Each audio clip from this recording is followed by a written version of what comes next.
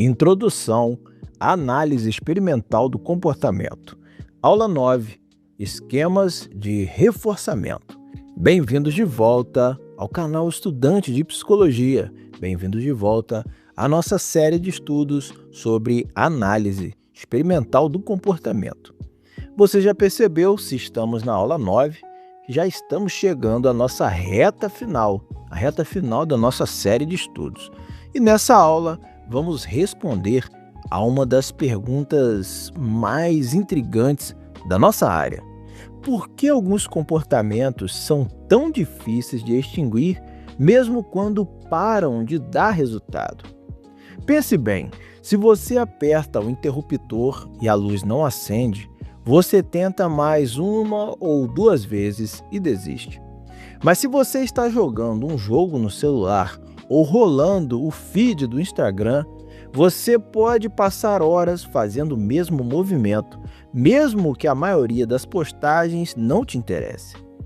Por que em algumas situações desistimos rápido e em outras nos tornamos viciados ou extremamente persistentes?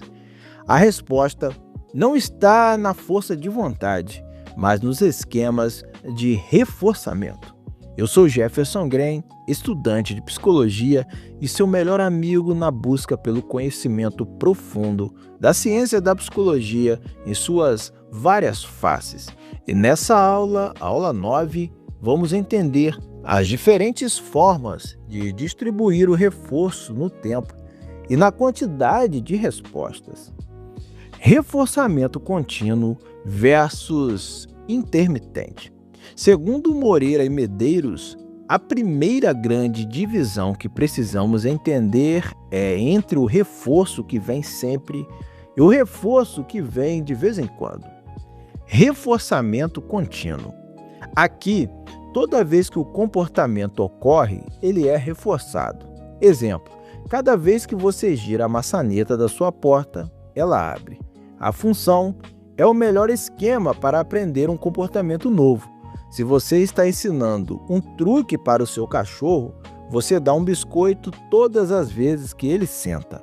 O ponto fraco: comportamentos em reforçamento contínuo são muito fáceis de extinguir. Se a maçaneta falha uma vez, você já percebe que algo está errado e para de tentar rapidamente. Reforçamento intermitente. Aqui, apenas algumas respostas são reforçadas. Exemplo, você não ganha um elogio em todas as fotos que posta. E o pescador não pega um peixe em cada vez que joga a linha. O ponto forte: este é o segredo da resistência à extinção. Comportamentos reforçados de forma intermitente duram muito mais tempo, mesmo sem reforço, porque o organismo aprendeu que uma hora o prêmio vem. Os 4 esquemas básicos de reforçamento. Skinner e seus sucessores, como Catania, classificaram o reforço intermitente em 4 categorias principais, baseadas em 2 perguntas. O reforço depende do número de respostas, razão, ou do passar do tempo, intervalo. E esse número, tempo, é fixo ou variável. Razão fixa. O reforço vem após um número exato de respostas. Exemplo, um trabalhador de fábrica que ganha um bônus a cada 10 sapatos produzidos. Padrão de resposta gera uma taxa de resposta alta, mas com uma pausa pós-reforço.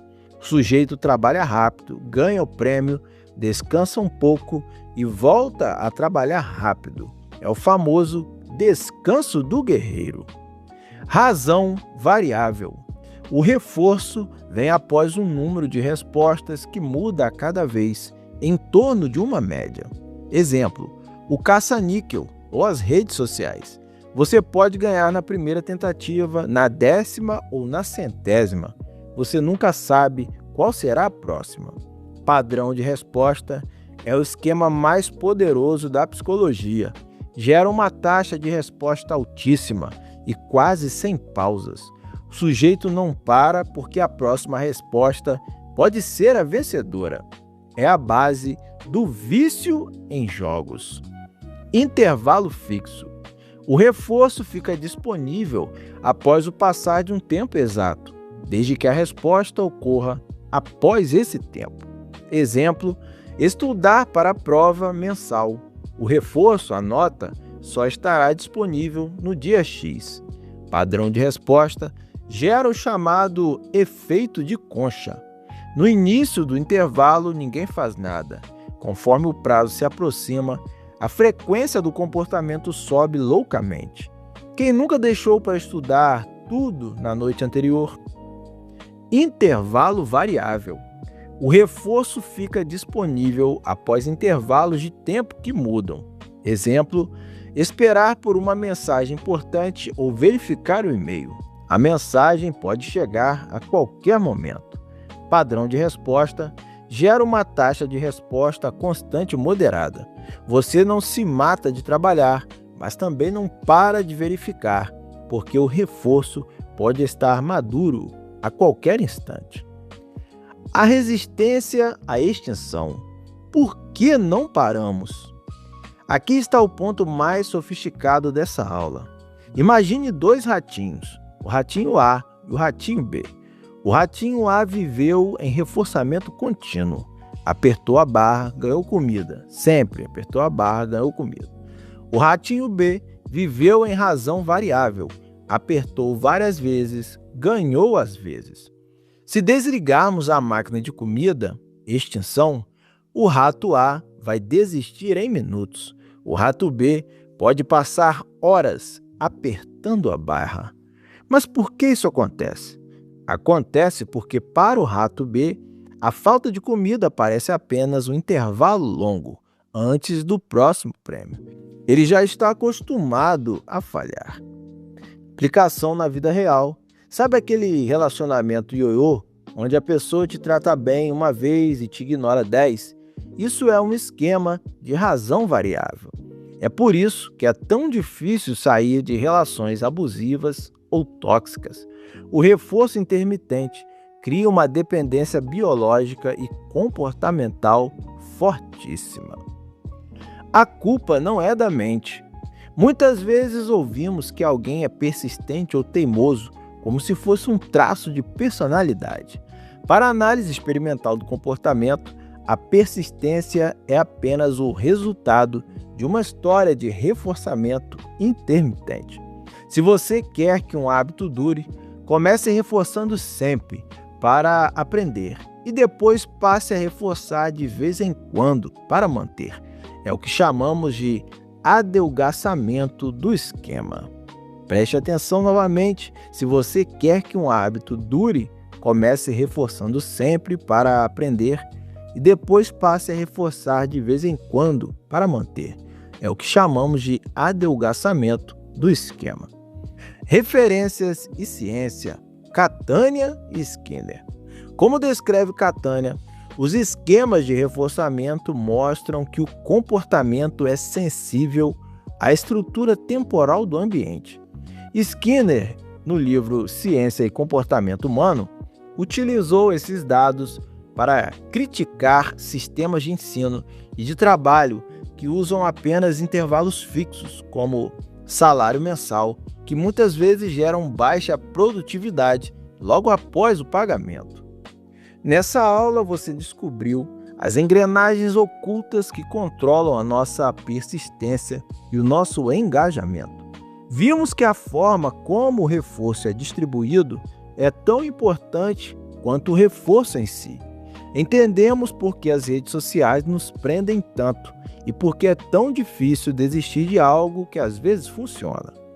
Até aqui, nessas 9 aulas, construímos todo o esqueleto da análise experimental do comportamento.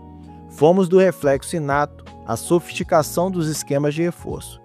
Mas agora você deve estar se perguntando: ok, e o que eu faço com tudo isso fora do laboratório? Como aplicamos isso na clínica com uma pessoa em depressão? Como usamos isso para melhorar a educação no Brasil? E, mais importante, É ético controlar o comportamento dos outros assim? No nosso último episódio, na nossa última aula, vamos fechar com chave de ouro. Vamos tirar a análise experimental do comportamento da caixa de Skinner e levá-la para as ruas, para os hospitais e para as escolas. Vamos falar de liberdade, de ética e do futuro da análise do comportamento no campo da psicologia. Eu sou Jefferson Graham, estudante de psicologia e seu melhor amigo na busca pelo conhecimento profundo da ciência da psicologia em suas várias faces. Não perca a aula 10, a análise experimental do comportamento no mundo real e ética. Está gostando desse conteúdo? Esse conteúdo riquíssimo, conteúdo raro? Então comenta aqui abaixo suas percepções, envia para a galera da faculdade, envia para os amigos, para os psicólogos que buscam o conhecimento. E essa aula assim fluida, de estudante para estudante, você pode ouvir na academia, no seu dia a dia e também, é claro, pega o caderno, vai se concentrar na hora que puder. O importante é a gente desenvolver esse conhecimento riquíssimo. E é claro, se inscreva, curta o vídeo e vamos para a nossa última aula, aula 10 dessa série incrível, fechar com chave de ouro.